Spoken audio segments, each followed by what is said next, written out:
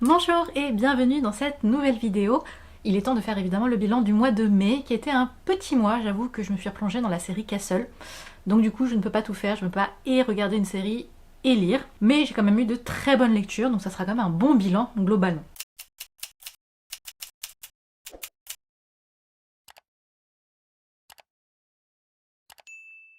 On va commencer avec ma seule lecture, 3 étoiles et demie.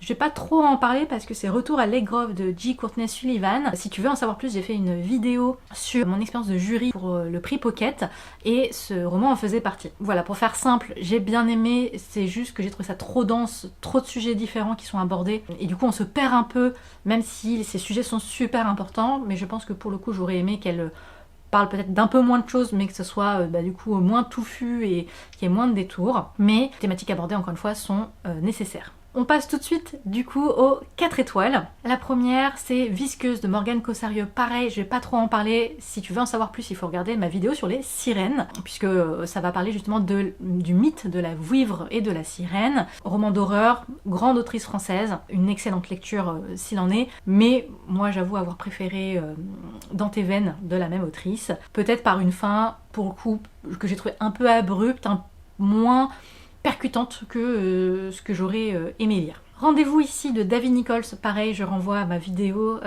pour le prix des lecteurs Pocket puisque ce titre est le dernier qui faisait partie de la sélection. Comédie romantique ultra réaliste avec des personnages aux alentours de la quarantaine, voilà, qui ont un peu oublié comment est-ce qu'on aimait, comment est-ce qu'on draguait, comment est-ce qu'on flirtait. Des personnages plutôt solitaires, voire dépressifs, qui ont à 40 ans, voilà, qui ont une vie avant eux qui est pas toujours très simple et qui se retrouvent sur cette randonnée un peu improbable où ils flottent. C'est effectivement le cadre le moins romantique qu'on puisse imaginer et pourtant leur rencontre va être pleine de douceur, d'émotion.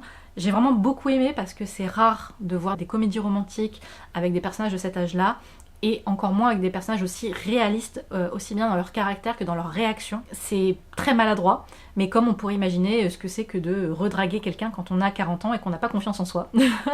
Donc voilà, une très bonne lecture et très dépaysant. Nettle and Bone de Kingfisher, alors autrice que je n'avais encore jamais lu mais j'entendais beaucoup de bien. Et j'ai commencé par celui-là, parce qu'il est paru en poche notamment. C'est vraiment très bien fait, dans le sens où en fait c'est une sorte de conte de fées qui aurait mal tourné. On va suivre une princesse qui se sent plus nonne que princesse d'ailleurs, puisqu'elle va grandir dans un couvent, et qui décide de sauver sa sœur quand elle découvre qu'en fait le prince, qui est devenu son mari, est en fait violent. Donc on va aborder les violences conjugales et elle décide du coup de tuer le prince pour sauver sa sœur. Mais évidemment il est enfermé dans un château, elle peut pas arriver comme ça sans pouvoir, sans rien. Et elle va du coup décider plus ou moins, de s'entourer d'une équipe un peu improbable, notamment une dame de poussière qui parle aux morts, un chevalier en errance, une poule habitée par un démon, et une marraine la bonne fée qui finalement est peut-être plus forte en malédiction qu'en bénédiction. Et cette drôle de troupe va partir à l'aventure pour sauver la sœur de l'héroïne et tuer le prince. Donc voilà, on le voit, le switch qui est fait par rapport à un conte de fées normal, c'est très bien fait. Il faut avouer que c'est très entraînant, ça se lit très bien. C'est mi-drôle, mi-sombre, il y a plein de scènes pour le coup assez sombres. Et puis évidemment parler des violences conjugales, c'est pas ce qu'il y a de plus fun. Mais il y a ce côté très merveilleux du conte de fées. En fait le mélange marche vraiment très très bien et ça se lit mais hyper rapidement. Ça n'a pas été un coup de cœur je pense, parce que on me l'a vendu, mais survendu, et même si j'ai beaucoup aimé, j'étais là genre, oui, ok, c'est très sympa. Est-ce que ça méritait le prix Hugo du meilleur roman? Je ne sais pas, parce que ok, la plume est très bien, l'univers est très cool, c'est original, mais est-ce que ça valait la hype à ce point? Je ne sais pas. Et en même temps, c'est clairement une lecture que je recommande, qui change, surtout dans le domaine un peu fantasy. Et ça reste une autrice que j'ai très envie de suivre, qui, je pense, a écrit des choses merveilleuses. Donc voilà, c'est pas une déception en tant que telle, mais il m'a manqué ce tout petit truc pour me dire, ok, je comprends vraiment la hype, c'est très cool, mais voilà. Un essai, Love Stories, pourquoi les romances nous font du bien, de Christine Van Gen, un essai paru chez Les Arènes, qui est vraiment très intéressant, et qui, je l'avoue, moi, m'a poussé dans mes retranchements, notamment sur la question de la dark romance. Je ne me suis jamais cachée à avoir un petit problème avec la dark romance, mais dans cet essai, elle aborde, pas que, mais elle aborde forcément la question, puisque c'est peut-être le genre de la romance qui cartonne le plus en ce moment. Elle aborde le sujet d'un point de vue féministe, et qu'en fait, ça peut être une lecture, des lectures de la reconstruction. J'arrive toujours pas à être complètement d'accord avec tout, mais j'entends un peu mieux les discours, et c'est vraiment voilà, très intéressant le travail qu'elle fait sur les origines de la romance, pourquoi est-ce que ce genre qui est méprisé, qui continue d'être méprisé alors que c'est peut-être quand même le genre qui rapporte de l'argent à l'heure actuelle, ça reste à chaque fois des succès. On parlait bien de Chick Lit pour parler des Sophie Kinsella, etc. Mais n'empêche que ça se vendait. Voilà, c'est vraiment réfléchir tout, on va dire ce paradoxe du mépris pour ce genre, tout en étant un genre qui fonctionne et qui touche énormément de personnes. Donc un essai qui fait du bien aussi, moi qui suis une fan de romance, de comédie romantique, ça fait du bien de lire un essai qui ne nous prend pas de haut et qui parle de sujets avec beaucoup de sérieux, en même temps beaucoup d'humour. Voilà, vraiment une lecture que je recommande et que j'ai trouvé du coup très intéressante sur le fait qu'il y a des sujets sur lesquels j'étais pas forcément d'accord, mais qui m'ont forcé à revenir sur mes opinions, peut-être pas à complètement les modifier, mais en tout cas à mettre de l'eau dans mon vin. Et c'est aussi le but d'un essai, à mon sens, pas forcément juste lire pour être d'accord, mais être capable de se dire qu'il y a des points de vue opposés, ou en tout cas de venir nuancer. Le trône de Jasmin de Tasha Suri, un premier tome de fantaisie indienne, inspiré de l'Inde, et ça c'est vraiment très très chouette en termes de représentation. L'univers est très dense, l'intrigue est très complexe, très politique. En plus on a une petite romance saphique lesbienne dedans, donc c'est toujours un plus. Et on va suivre vraiment une intrigue qui mélange aussi bien magie ancestrale, complètement renié par l'univers en question. La question du colonialisme et de la soumission d'un pays sur un autre. On va parler aussi donc évidemment de fanatisme religieux, puisqu'en fait l'empereur actuel est complètement fanatique et du coup il exile sa sœur, la seule qui est pas vraiment d'accord avec lui. Il l'isole dans un pays colonisé par le royaume de l'empereur. Et c'est là-bas qu'elle va rencontrer une servante qui cache bien son jeu puisqu'elle est la détentrice d'une magie ancestrale très puissante. Et leur rencontre va les pousser à s'allier malgré les différences pour peut-être rêver d'autre chose. Mais ça pose plein de questions aussi d'un point de vue politique sur l'indépendance d'un pays. Par quoi est-ce que ça passe? Est-ce que ça passe par les âmes, par le sang, par la souffrance? Et puis quel avenir ensuite? Qu'est-ce que la liberté d'un pays? Qu'est-ce que l'indépendance d'un pays? Donc c'est vraiment plein de sujets très intéressants. C'est très dense, donc il faut un petit temps d'adaptation pour rentrer dans le roman au début.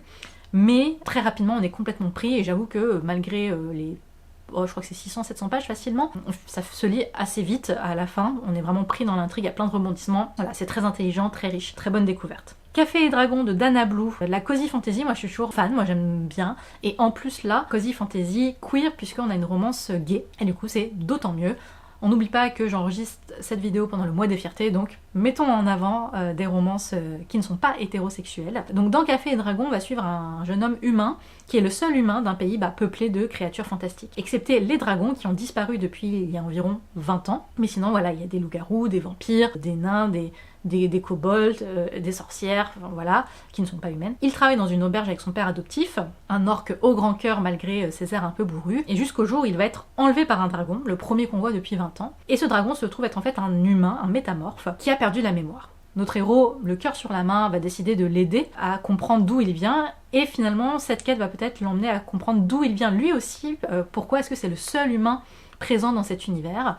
Et on a une romance toute douce qui va se nouer entre les deux. On a un côté très fin de famille, amitié qui est très sympa. C'est de la cozy fantasy. Les enjeux sont pas énormes, mais il y a quand même toujours ce suspense un peu du mystère, du passé, le secret, il va y avoir des petites aventures, des petits rebondissements, mais c'est tout doux. Ça fait complètement le taf, c'est très mignon et je trouve qu'on voit peut-être pas assez de cozy fantasy gay, donc c'est très chouette. Après voilà, ça reste de la cozy fantasy, il faut pas s'attendre à des intrigues politiques incroyables, mais quand on aime le genre, je trouve que c'est une belle proposition. On termine les 4 étoiles avec Graciela dans les abysses de Meg Medina, un roman jeunesse illustré, les illustrations sont magnifiques, très originales. On va suivre une jeune fille dans le passé qui joue avec sa sœur, en fait tombe à la mer, meurt, et se réveille 100 ans plus tard en tant qu'esprit de l'océan. Et en fait, c'est vraiment un très joli conte écologique, puisqu'on va découvrir les profondeurs sous-marines, et en fait on comprend que tous les processus, tous les procédés qui se déroulent dans la mer, que ce soit les marées, que ce soit les courants, en fait sont dus à ces esprits qui ont chacun un rôle nécessaire pour l'équilibre de l'écosystème, équilibre qui va évidemment être menacé par un jeune homme issu d'une famille de forgerons qui a créé un harpon maléfique et qui cherche en fait à voler les perles qui sont dans la bouche des esprits. Donc voilà, on est sur des adolescents, donc on est vraiment sur un conte jeunesse avec un très beau message, l'écriture escalée mais je trouve ça assez entraînant et j'ai beaucoup aimé vraiment imaginer que notre monde pourrait être dû à ces esprits qui sont hyper spécialisés et qu'en fait tout est nécessaire, même ce qui nous paraît peut-être parfois un peu violent ou qui nous paraît futile ou inutile, en fait fait partie d'un tout et qu'il est vraiment nécessaire de se replacer dans cet ensemble. Donc voilà, forcément un très beau message que je trouve plus que nécessaire à l'heure actuelle. Lecture 5 étoiles, on commence par Les Nouveaux Territoires de Grace Li, autrice d'origine chinoise militante, qui écrit en fait un roman aux côtés d'une jeune femme, donc j'imagine inspirée de sa vie, mais qui imagine une jeune femme qui s'expatrie à Hong Kong, parce qu'elle parle cantonais, plus ou moins, et qui va rencontrer le monde des expatriés à Hong Kong, et évidemment les expatriés français vivent dans des appartements très luxueux, etc. Et elle va rencontrer notamment un chef cuisinier qui fait une cuisine fusion très cotée là-bas, et malheureusement, en fait, on va découvrir aussi un peu les dessous de cet amour de l'Asie de la part des Français, puisqu'en fait Grace Li s'interroge beaucoup sur la question de l'antiracisme envers les Asiatiques, et donc de dénoncer la fétichisation des femmes asiatiques, de dénoncer le racisme quotidien envers les Asiatiques. Elle va parler de faits qui ont réellement existé, notamment à Paris, Belleville, etc., de crimes odieux qui n'ont pas fait autant de bruit parce que finalement la communauté asiatique, enfin principalement Est et Sud-Est asiatique, ne fait pas de bruit. Et du coup on a toujours l'impression que c'est moins pire, mais c'est pas le cas. Donc voilà, un roman qui fait rire, parce qu'en fait c'est très juste, même si c'est dérangeant, ça se lit vraiment très bien. Moi j'aurais aimé peut-être un tout petit peu plus de complexité et de profondeur, mais je trouve que ça reste une lecture essentielle sur un sujet dont on parle assez peu et qu'elle mérite d'être abordée du point de vue du roman. Donc c'est forcément aussi plus accessible que par exemple Laissez vous les Asiates de Lin Lan Dao. Alias Lily Moreau de Shulali, j'étais pareil dans ma vibe un peu lire avec des héroïnes d'origine chinoise. Là on est sur une romance young adulte que j'ai adorée, qui me fait un peu penser à Anne Liang, que j'aime beaucoup. On va suivre une jeune fille en fait qui est la seule boursière de son école, dans une école du coup de très riches, blancs, et elle se retrouve à avoir malheureusement pas le choix que de trouver de l'argent, et son salut va provenir de cours à domicile auprès d'une famille très riche, sauf qu'au moment de l'entretien, elle s'invente une vie parce qu'elle sait très bien que si elle dit qui elle est vraiment, elle ne sera jamais prise. Il faut qu'elle montre qu'elle fasse partie de ce monde pour pouvoir être prise. Donc elle s'invente un alias, Lily Moreau, qui a des parents très riches, qui adore la mode, etc., qui a un chauffeur, une limousine, bref, pour pouvoir intégrer. Elle est prise, sauf qu'elle va rencontrer deux frères dans cette famille, l'un qui va beaucoup lui plaire et l'autre qui semble être très méfiant. Et voilà, je n'en dis pas plus, mais la romance est juste géniale, pleine d'émotions, j'ai eu le cœur serré à plein de moments, j'ai beaucoup aimé toute la partie, évidemment la question de l'identité, du mensonge, parce que évidemment elle qui se dit au départ que ce sera juste le temps de faire des cours, évidemment plus elle s'enfonce dans son mensonge, plus c'est difficile d'en sortir, et puis elle aime cette femme qu'elle n'est pas, ça lui donne une forme d'assurance qu'elle ne ressentait pas auparavant, et du coup ce sont toujours des thématiques que j'aime beaucoup dans le young adulte, parce qu'elles nous parlent toujours forcément. Donc très belle découverte entre romance et on va dire quête d'identité, c'était vraiment génial. Alcatraz contre les infâmes bibliothécaires de Brandon Sanderson. J'ai découvert cette saga le mois dernier et c'était tellement drôle. Je connais Brandon Sanderson par Warbreaker que j'ai adoré, roman que je recommande par ailleurs, mais on est sur vraiment de la fantasy, etc. Là on est sur du fantastique complètement barge, c'est complètement décalé, on serait plus proche d'un Pratchett en termes d'univers. Ça commence par un jeune adolescent qui reçoit un sac de sable pour son anniversaire, pour ses 13 ans, et surtout qui va se découvrir un papy qui, l'air de rien, l'embarque dans une aventure un peu rocambolesque, et surtout il lui apprend que sa malédiction, parce qu'en fait le héros Alcatraz, casse tout le temps, mais de manière vraiment improbable. Il va toucher une poignée, la poignée va s'effondrer, va se péter. Donc tout ce qui touche explose, se casse, se brise, et en fait on lui apprend que c'est un talent, que dans sa famille ils ont tous des talents très puissants, et que ce talent est peut-être le talent le plus puissant. Dit comme ça a l'air un peu bizarre. Par exemple, le papy a le talent d'être toujours en retard. On se dit, ok, en quoi c'est un talent? Et en fait, dans le roman, c'est hyper bien amené, parce que par exemple, il peut être en retard à sa propre mort, et du coup, un événement où il pourrait mourir, il ne meurt pas. Et donc voilà, c'est complètement déjanté. Il y a un côté très méta, où l'auteur joue beaucoup avec la structure du texte, avec la narration, l'auteur. C'est vraiment hyper riche. C'est jeunesse, mais c'est loin d'être simple. C'est très drôle, évidemment. Et en même temps, on a des aventures pleines de rebondissements, on ne s'ennuie pas une seconde. Vraiment énorme coup de cœur, j'ai dévoré les 2 premiers tomes, puisque maintenant l'intégrale ressort par 2 tomes. Donc j'ai dévoré les 2 tomes en un rien de temps. Vraiment très très bonne surprise, et Brandon Sanderson montre à quel point il est...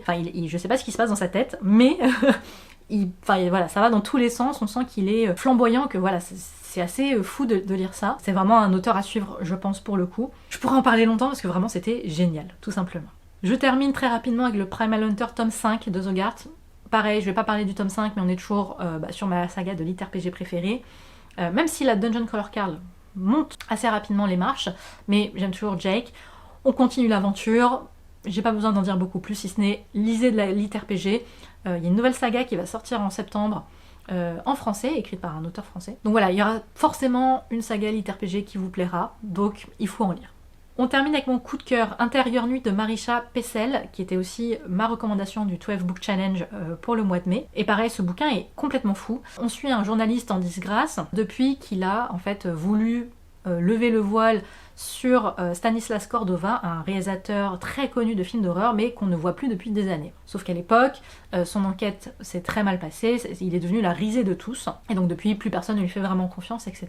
Et en fait, Ashley Cordova, la fille du réalisateur, meurt dans d'étranges circonstances, et du coup, Scott, le journaliste qui avait toujours ça dans un coin de la tête, ne peut pas s'empêcher d'aller fouiller pour comprendre ce qui s'est réellement passé, et peut-être enfin comprendre le mystère autour de Cordova. Parce que voilà, c'est un réalisateur de films d'horreur tellement célèbre et en même temps tellement mystérieux que personne ne sait vraiment à quoi il ressemble. Il y a plein d'articles de blogs, de machins qui essaient de comprendre qui il est. Ces films sont tellement trash qu'en fait ils ne sont même plus passés au cinéma, ce ne sont plus que des représentations clandestines dans des lieux improbables. Enfin voilà, il y a vraiment tout un univers autour du film d'horreur qui est très intéressant, très immersif. On est à la frontière alors je dirais pas vraiment du fantastique, mais il y a toute la question de l'occulte, de l'ésotérisme et du pacte avec le diable, des malédictions, qui est vraiment pareil, génial. C'est un roman qui est foisonnant. On est entre le roman noir, le polar, parce qu'il y a toute l'enquête de Scott sur la mort d'Ashley Cordova. Plus on apprend de choses, plus ça devient bizarre. Il y a toute la partie artistique avec le réalisateur et toute cette partie un peu plus floue sur qu'est-ce qui est réel, qu'est-ce qui est irréel, qu'est-ce qui est de la fiction, qu'est-ce qui est de la réalité dans un roman de fiction. Donc voilà, très intéressant. Et la mise en page est vraiment très originale aussi, puisque dès qu'il y a des articles de blog, des articles de presse, etc., en fait, c'est mis dans le roman sous la forme d'un article de blog, par exemple. Et du coup, on a vraiment l'impression de lire le dossier que Scott a chez lui, fait de papier et de capture d'écran. Donc il y a toute une partie mise en page qui est très très immersive. Moi, j'ai dévoré le livre, pareil, qui est pas tout petit. La fin, moi j'aime beaucoup. Je peux comprendre qu'elle soit frustrante, mais elle va tellement bien avec le reste du roman que moi je la trouve géniale. Voilà, une lecture, je ne m'attendais à rien et j'ai été époustouflée par l'intelligence, par le foisonnement, par la richesse. Vraiment, c'est génial. Difficile d'en parler parce que c'est presque une expérience de lecture en tant que telle, mais si on aime un peu les ovnis littéraires, sans que ça soit non plus complètement barré, mais les choses un peu inclassables, c'est clairement un roman parfait. Voilà, on s'arrête là pour ce bilan. On se retrouve très vite pour une nouvelle vidéo. S'il y a des romans que tu as aimés, que tu n'as pas aimés, que tu as envie de lire, n'hésite pas à laisser un commentaire. Si tu as des recommandations, enfin bref, je suis toujours ouverte à la discussion. Et puis on se dit à très vite. Ciao ciao!